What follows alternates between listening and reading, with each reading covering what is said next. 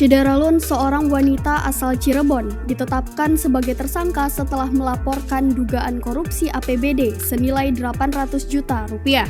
Diketahui wanita tersebut bernama Nur Hayati. Mulanya Nur Hayati mengaku sebagai pelapor kasus tersebut. Terkait hal ini, Bareskrim Polri menerjunkan tim pengawas ke Polres Cirebon.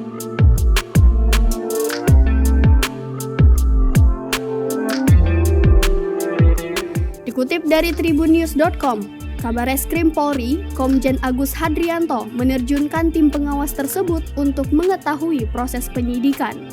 Biro Pengawasan Penyidikan dikerahkan untuk memeriksa penyidikan Nur Hayati. Nur Hayati sendiri diketahui merupakan bendahara di Desa Citemu, Kabupaten Cirebon.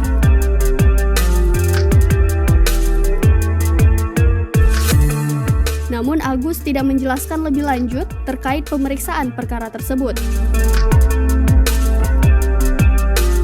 Diberitakan sebelumnya, video pengakuan Kaur Keuangan atau Bendahara Desa Citemu, Kecamatan Mundu, Kabupaten Cirebon bernama Nur Hayati viral di media sosial.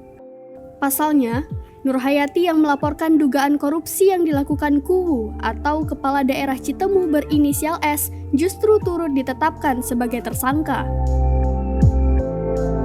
Isu pelapor jadi tersangka ini berawal dari pelimpahan berkas perkara S yang dilimpahkan ke Kejari Kabupaten Cirebon.